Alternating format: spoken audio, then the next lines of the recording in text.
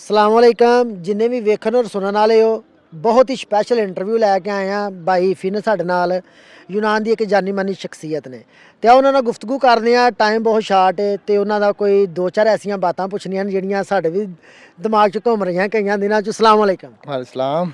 अच्छा फिर भाई ਕੀ ਹਾਲ ਨੇ? ਠੀਕ ਹੈ अल्हम्दुलिल्लाह सी भाई आप सुनाएं। ਅੱਲਾ ਦਾ ਸ਼ੁਕਰ ਹੈ।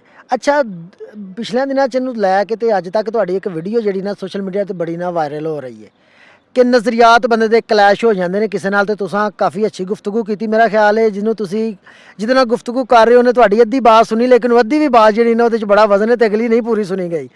ਤੇ ਇਹਦੇ ਹਵਾਲੇ ਨਾਲ ਤੁਹਾਡੀ ਕੀ ਹੁਣ ਰਾਏ ਵੇ? ਦੁਬਾਰਾ ਤੋਂ ਇੱਕ ਦਫਾ ਦੱਸ ਦਿਓ ਕਿ ਨਜ਼ਰੀਆਤ ਕਲੈਸ਼ ਹੋਣ ਦੀ ਕੀ ਰਾਏ ਵੇ ਤੁਹਾਡੀ, ਯਾਨੀ ਕਿ ਕੀ ਤੁਸੀਂ ਬਿਆਨ ਕਰਨਾ ਚਾਹੁੰਦੇ ਹੋ?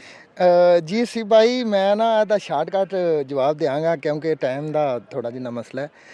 ਕਲੈਸ਼ਿਜ ਇਸ ਬਾਤ ਦੇ ਨੇ ਬਈ ਬੜੇ ਸਾਰੇ। ਮੈਂ ਤੁਹਾਨੂੰ ਇਸ ਗੱਲ ਦਾ ਪਤਾ ਹੈ, ਮਾਸ਼ਾਅੱਲਾ ਤੁਹਾਨੂੰ ਵੀ ਕਾਫੀ ਅਰਸਾ ਹੋ ਗਿਆ ਗ੍ਰੀਸ ਦੇ ਵਿੱਚ ਸਰਵਾਈਵ ਕਰਦੇ ਹਾਂ ਔਰ ਅਸੀਂ ਵੀ ਸਰਵਾਈਵ ਕਰ ਰਹੇ ਹਾਂ ਜਿੰਨੇ ਜੋਗੇ ਆਵਾਂ। ਤੇ ਠੀਕ ਹੈ ਇੱਥੇ ਬਹੁਤ ਸਾਰੇ ਯਾਰ ਦੋਸਤ ਭਰਾ ਜਿਹੜੇ ਇਸ ਜਨਾਨ ਦੇ ਵਿੱਚ ਨਹੀਂ ਰਹੇ ਔਰ ਇਸ ਜਨਾਨ ਦੇ ਵਿੱਚ ਹੈ ਵੀ ਨੇ। ਤੇ ਜਿੰਨੀ ਦੇਰ ਤੱਕ ਇਨਸਾਨ ਦੀ ਚਾਹਤ ਕਿਸੇ ਇਨਸਾਨ ਨਾਲ ਲੱਗਦੀ ਹੈ ਨਾ ਉਨੀ ਦੇਰ ਤੱਕ ਤੇ ਉਹ ਉਹਦੇ ਗੁਣ ਗਾਉਂਦਾ ਤੇ ਉਨੀ ਦੇਰ ਤੱਕ ਸਭ ਕੁਝ ਠੀਕ ਹੁੰਦਾ। ਤੇ ਉਹ ਯਾਨੀ ਕਿ ਤੁਸੀਂ ਕਹਿ ਲਓ ਭਾਂਡਾ ਜੇ ਵਰਤਿਆ ਹੁੰਦਾ ਤੇ ਉਹ ਇੱਕ ਜਿਹਾ ਹੀ ਲੱਗਦਾ ਸਭ ਕੁਝ। ਜਿਸ ਦਿਨ ਕਿਸੇ ਵੀ ਗੱਲ ਤੋਂ ਕੋਈ ਜ਼ਰੂਰੀ ਨਹੀਂ ਕੋਈ ਵੱਡਾ ਇਸ਼ੂ ਹੋਵੇ, ਕਿਸੇ ਵੀ ਗੱਲ ਤੋਂ ਤੁਹਾਡਾ ਆਪਸ ਦੇ ਵਿੱਚ ਕਲੈਸ਼ ਹੋ ਗਿਆ, ਉਹ ਪੁਰਾਣਾ ਟਾਈਮ ਜਿਹੜਾ ਚੰਗਾ ਗੁਜ਼ਰਿਆ ਜਾਂ ਮਾੜਾ ਗੁਜ਼ਰਿਆ ਉਹ ਖਤਮ ਹੋ ਗਿਆ।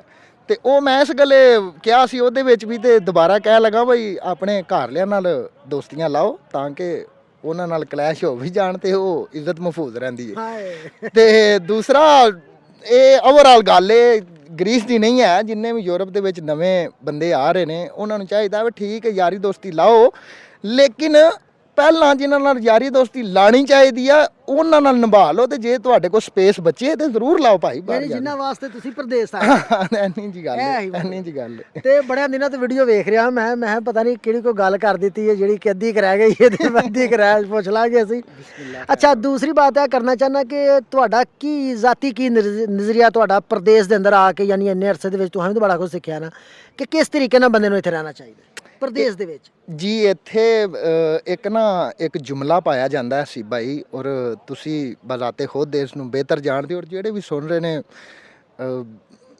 ਇਮਾਨਦਾਰ ਸ਼ਖਸ ਇਹ ਉਹਨਾਂ ਵਾਸਤੇ ਗੱਲ ਹੈ ਬਈ ਸਾਡਾ ਮਕਸਦ ਸੀ ਭਾਈ ਇੱਥੇ ਨਾ ਗੁੰਡਾਗਰਦੀ ਕਰਨਾ ਹੈ ਨਾ ਇੱਥੇ ਕੋਈ ਵਡਿਆਈ ਕਰਨ ਆਏ ਆ। ਅਸੀਂ ਸਿਰਫ ਆਏ ਆ ਪਿਛਲਿਆਂ ਦੀਆਂ ਭੁੱਖਾਂ ਕੱਢਣ। ਜ਼ਿੰਦਾਬਾਦ। ਤੇ ਮੈਂ ਨਾ ਭੁੱਖ ਤੁਸੀਂ ਕੱਢ ਲਓ ਤੇ ਉਸ ਤੋਂ ਬਾਅਦ ਅਗਲੇ ਸਾਰੇ ਕੰਮ ਹੋਣ ਦੇ। ਤੇ ਲਿਹਾਜ਼ਾ ਜਿਤਨੇ ਵੀ ਬੱਚੇ ਵੀਡੀਓ ਮੇਰੀ ਵੇਖਣ ਦੇ ਮੇਰਾ ਉਹਨਾਂ ਬੱਚਿਆਂ ਨੂੰ ਖੁਸ਼ੂਸੀ ਪੈਗਾਮ ਹੈ ਬਈ ਇੱਥੇ ਪ੍ਰਦੇਸ਼ ਦੇ ਵਿੱਚ ਉਂਝ ਬਹੁਤ ਯੂਜ਼ ਹੁੰਦੇ ਨੇ ਉਹ ਮਾਈਂਡ ਔਰ ਉਹ ਬੱਚੇ ਜਿਹੜੇ ਬਿਲਕੁਲ ਪਾਕ ਸਾਫ ਹੁੰਦੇ ਨੇ ਕਿਉਂਕਿ ਉਹ ਗੱਲਬਾਤ ਸੁਣ ਕੇ ਤੇ ਉਹ ਉਹਨਾਂ ਉੱਤੇ ਹੈਵੀ ਹੋ ਜਾਂਦੀ ਉਹ ਗੱਲਬਾਤ। ਔਰ ਭੈੜੇ ਕੰਮਾਂ ਦੇ ਵਿੱਚ ਵੀ ਬਹੁਤ ਜ਼ਿਆਦਾ ਇਨਵਾਲਵ ਹੁੰਦੇ ਨੇ ਤੇ ਚੰਗਿਆਂ ਵਿੱਚ ਵੀ ਹੁੰਦੇ ਨੇ, ਲੇਕਿਨ ਭੈੜੇ ਥੋੜ੍ਹੇ ਜਿਹੇ ਚੋਖੇ ਫਿਰ ਨਜ਼ਰ ਹੁੰਦੇ ਨੇ।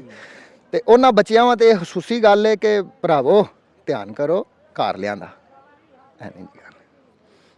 ਅੱਛਾ ਤੇ ਅੱਜ ਮੈਚ ਵੀ ਵੇਖਣ ਆਏ ਆ ਤੁਹਾਨੂੰ ਚਲੋ ਮੈਚ ਵੀ ਵੇਖ ਰਹੇ ਆ ਤੇ ਮੈਚ ਦੇ ਹਵਾਲੇ ਨਾਲ ਤੁਸੀਂ ਵੀ ਕ੍ਰਿਕਟ ਖੇਡਦੇ ਰਹੇ ਹੋ ਕਿ ਜਾਂ ਸਿਰਫ ਮੈਚ ਵੇਖਣ ਦੀ ਹੱਦ ਤੱਕ ਜਿਸ ਤਰ੍ਹਾਂ ਹੀ ਵੇਖਣ ਆ ਗਏ? ਨਹੀਂ ਅਲਹਮਦੁਲਿਲਾ ਆਸਿਫ ਭਾਈ ਮੈਂ ਵੀ ਕ੍ਰਿਕਟ ਖੇਡਦਾ ਰਿਹਾ ਔਰ ਮੇਰਾ ਇਹ ਵੀ ਸ਼ੌਕ ਹੈ, ਲੇਕਿਨ ਮੈਂ ਕੁਝ ਵਜੂਹਾਤ ਸਨ ਉਹਨਾਂ ਦੀ ਵਜ੍ਹਾ ਤੋਂ ਮੈਂ ਗਰਾਊਂਡ ਥੋੜਾ ਜਿਹਾ ਆਊਟ ਹੋਇਆ, ਲੇਕਿਨ ਇਨਸ਼ਾਅੱਲਾ ਅਨਕਰੀਬ ਮੈਂ ਯਾਨੀ ਦੁਬਾਰਾ ਐਂਟਰੀ ਕਰ ਰਹੇ ਜੀ ਕਰ ਰਹੇ ਹਾਂ। ਔਰ ਸਪੋਰਟ ਦੇ ਹਵਾਲੇ ਨਾਲ ਮਾਸ਼ਾਅੱਲਾ ਦੋਵੇਂ ਟੀਮਾਂ ਬਹੁਤ ਅੱਛੀਆਂ ਨੇ। ਦੋ ਟੀਮਾਂ ਜਿਹੜੀਆਂ ਫਾਈਨਲ ਖੇਡਣ ਅੱਛੀਆਂ ਹੀ ਹੁੰਦੀਆਂ ਨੇ ਤੇ ਦੋਵਾਂ ਟੀਮਾਂ ਨਾਲ ਸਪੋਰਟ ਹੈ। ਵੇਖੋ ਮੇਰਾ ਇਹ ਮੰਨਣਾ ਹੈ, ਮੈਂ ਗਲਤ ਵੀ ਹੋ ਸਕਣਾ ਬਈ ਤੁਸੀਂ ਸਪੋਰਟ ਨੂੰ ਪ੍ਰਮੋਟ ਕਰਨਾ, ਤੁਸੀਂ ਬੰਦੇ ਨੂੰ ਪ੍ਰਮੋਟ ਨਹੀਂ ਕਰਨਾ। ਕੀ ਆਂਦੇ ਹੋ? ਤੇ ਹਾਂ ਮਾਸ਼ਾਅੱਲਾ ਕਾਫੀ ਅੱਛੇ ਨੇ, ਹਾਰ ਜੇ ਤੇ ਨਸੀਬ ਮੁਕੱਦਰ ਇਹ ਫਿਰ ਚਲੋ ਜਿਹੜਾ ਤੇ ਹਾਂ ਦਵਾਂ ਬਾਤ ਤੇ ਜਿਹੜੀ ਹਾਰੇ ਉਹਨਾਂ ਦੇ ਨਾਲ ਵੀ ਅਸੀਂ ਉਹਨਾਂ ਦੀ ਵੀ ਸਪੋਰਟ 'ਚ ਜਿਹੜੀ ਜਿੱਤੇ ਉਹਨਾਂ ਦੀ ਸਪੋਰਟ 'ਚ ਜ਼ਿੰਦਾਬਾਦ। ਹਾਂ ਖੇਲ ਜਿਹੜਾ ਨਾ ਖੇਲ ਨੂੰ ਜਿਹੜਾ ਨਾ ਉਹ ਇੱਕ ਮੈਂ ਕਹਿਣਾ ਮੇਰਾ ਮੰਨਣਾ ਹੈ ਕਿ ਪ੍ਰਮੋਟ ਖੇਲ ਨੂੰ ਕਰੋ, ਖਿਲਾੜੀ ਖੁਦ ਬਹੁਤ ਹੋ ਜਾਏਗਾ। ਹਾਂਜੀ ਗੱਲ ਜ਼ਿੰਦਾਬਾਦ। ਜੀ ਤੇ ਬਹੁਤ ਸ਼ੁਕਰੀਆ। ਹੋਰ ਕੋਈ ਮੈਸੇਜ ਡਿਲੀਵਰ ਕਰਨਾ ਚਾਹੁੰਦੇ ਹੋ ਕਿਸੇ ਸਾਰੀ ਪਾਕਿਸਤਾਨੀ ਕਮਿਊਨਿਟੀ ਦੇ ਹਵਾਲੇ ਨਾਲ ਕਿ ਸਾਨੂੰ ਇੱਥੇ ਕਿਸ ਤਰੀਕੇ ਨਾਲ ਜ਼ਿੰਦਗੀ ਗੁਜ਼ਾਰਨੀ ਚਾਹੀਦੀ ਹੈ, ਕਿਉਂਕਿ ਤੁਸੀਂ ਜਾਣਦੇ ਹੋ ਕਿ ਬਹੁਤ ਸਾਰੀਆਂ ਸਖਤੀਆਂ ਹੋ ਚੁੱਕੀਆਂ ਨੇ ਯੂਨਾਨ ਦੇ ਅੰਦਰ, ਤੇ ਇੱਕ ਮੈਸੇਜ ਛੋਟਾ ਜਿਹਾ ਡਿਲੀਵਰ ਕਰ ਦਿਓ ਜੋ ਤੁਸੀਂ ਆਪਣਾ ਨਿਚੋੜ ਕੱਢਿਆ, ਯਾਨੀ ਕਿ ਇੰਨੇ ਅਰਸੇ ਦੇ ਅੰਦਰ ਯਾਰ ਇਹ ਚੰਗੇ ਮਾੜੇ ਨਿਜ਼ਾਮ ਸਾਰੇ ਚੱਲ ਚੁੱਕੇ ਹੋ। ਜੀ ਮੈਂ ਆਪਣਾ ਇੱਕ ਪੈਗਾਮ ਜਿਹੜਾ ਜ਼ਰੂਰ ਦਿਆਂਦਾ, ਔਰ ਇਹ ਪੈਗਾਮ ਸਭ ਤੋਂ ਪਹਿਲਾਂ ਮੈਂ ਪਾਕ ਇਮਾਮ ਅਲੀ ਮੌਲਾ ਮੁਸ਼ਕਲ ਕੁਸ਼ਾ ਅਲੀ ਸਲਾਤੁ ਸਲਾਮ ਵਾਜਹੁਲ ਕਰੀਮੈਨ ਦਾ ਇੱਕ ਫਰਮਾਨ ਸੁਣਾ ਕੇ ਤੇ ਮੇਰਾ ਇਹ ਪੈਗਾਮ ਵਾਜ਼ਿਆ ਹੋ ਜਾਏਗਾ ਕਿ ਆਪ ਸਰਕਾਰ ਸਲਾਤੁ ਸਲਾਮ ਦਾ ਫਰਮਾਨ ਹੈ ਕਿ ਹਰ ਚੀਜ਼ ਦੀ ਇੱਕ ਜ਼ਕਾਤ ਹੁੰਦੀ ਹੈ, ਔਰ ਅਕਲ ਦੀ ਜ਼ਕਾਤ ਇਹ ਵੇ ਕਿ ਜਹਿਲਾਂ ਨੂੰ ਬਰਦਾਸ਼ਤ ਕਰਨਾ, ਤੇ ਬਰਦਾਸ਼ਤ ਕਰੋ ਤੇ ਕੋਈ ਨਹੀਂ, ਅੱਲਾ ਰੱਖਾ। ਜ਼ਿੰਦਾਬਾਦ। ਬਹੁਤ ਸ਼ੁਕਰੀਆ ਫੀ ਭਾਈ, ਬਹੁਤ ਸ਼ੁਕਰੀਆ। ਲਓ ਜੀ, ਅਗਰ ਇੰਟਰਵਿਊ ਤੁਹਾਨੂੰ ਚੰਗਾ ਲੱਗੇ ਤੈਨੂੰ ਲਾਈਕ ਸ਼ੇਅਰ ਕਰਿਓ ਔਰ ਦੁਆਵਾਂ 'ਚ ਯਾਦ ਰੱਖਿਓ ਸਾਰਿਆਂ ਨੂੰ। ਬਹੁਤ ਸ਼ੁਕਰੀਆ, ਜਜ਼ਾਕੱਲਾ।